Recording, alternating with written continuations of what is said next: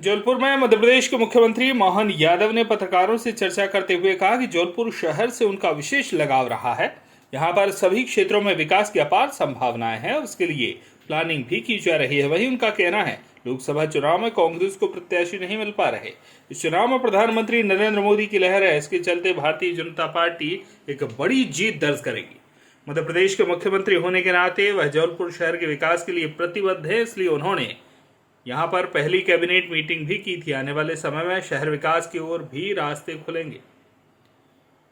20 तारीख को हमने अपने लोकसभा के चुनाव का एक तरह से एक चरण का पूरे देश का सबसे पहला हमारा अपना नॉमिनेशन फॉर्म सीधी में जमा करवाया। बाद में रानी अवंतीबाई की बलिदान दिवस था, तो स्वाभाविक रूप से हम सबको अत्यंत आदर श्रद्धा के साथ विभिन्न कार्यक्रमों में देर रात तक शामिल हुआ।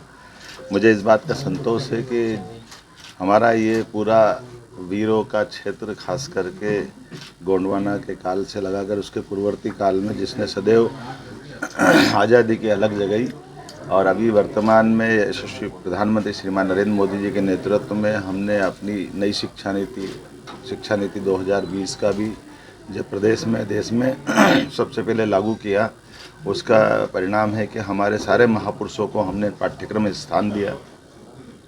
रानी अवंतीबाई के नाम पर भी सागर में विश्वविद्यालय खोला हमने। पहली कैबिनेट जबलपुर से मेरा अत्यंत आत्मीय लगाव है। कॉलेज जीवन से एक विशेष स्नेह जैसे किसी नगर से हो जाता है। मैं इस बात को महसूस करता हूं कि इसीलिए हमने अपनी पहली कैबिनेट भी हमारे मित्रों के साथ, माननीय राकेश जी, माननीय अशोक रोहानी जी और सारे मित्रों के साथ हमने जब पहली कैबिनेट की थी और हमने रानी दुर्गावती, रानी अवंतीबाई को स्मरण किया था।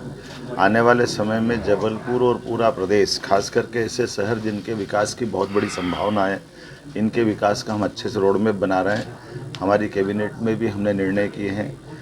उज्जैन में जो समिट की थी उस दरमियान भी इस क्षेत्र में भी हमने अपने कारखानों का लोकार्पण किया, भूमि पूजन किया, और ये क्षेत्रीय लगातार निवेश को लेकर के आने वाले समय में जिस प्रकार से एग्रीकल्चर ग्रोथ रेट बढ़ी है, हम दो तरह से आगे बढ़ रहे हैं कि जिसमें कृषि आधारित फूड पार्क और बाकी चीज़ें, फूड इंडस्ट्रियाँ लगे, रेडीमेड गारमेंट्स की भी बड़ी संभावना है, और उसके अलावा कौन कौन से क्षेत्र जिसमें विकास की संभावना होगी। इसमें बड़े पैमाने पर जहाँ ये खदान आधारित उद्योग भी है, जिसमें माइनिंग का लेकर के बड़े अच्छे चक भी यहाँ उपलब्ध हैं।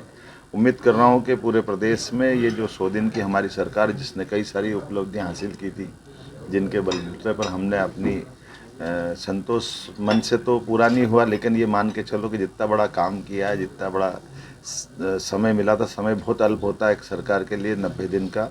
ऐसे में सरकार का गठन, मंत्रिमंडल का गठन, तमाम प्रकार की बदलाव के बावजूद भी हमें संतोष है। यशस्वी प्रधानमंत्री ने जो हम सबको मार्गदर्शन दिया, हम उनके नेतृत्व में इस चुनाव की तरफ बढ़ गए हैं, और जिस प्रकार से जनता का रिस्पांस मिल रहा है वो काबिल तारीफ़ है। निश्चित रूप से हमारे इस माननीय मोदी जी का जो लहर चल रही है, यही हालत है कि कांग्रेस को प्रत्याशी भी नहीं मिल पा रहे हैं। आज की स्थिति में जब हमने सारे प्रत्याशी लगभग 10 दिन पहले डिक्लेयर कर चुके कांग्रेस को, आज सारे बड़े बड़े महानगर से उनकी सीटों पे कोई प्रत्याशी नहीं मिल रहे हैं। जनता का रिस्पांस भाजपा के साथ है, माननीय मोदी जी के साथ है, और मोदी जी के नेतृत्व में भाजपा फिर एक प्रचंड बहुमत की जीत की तरफ बढ़ रही है।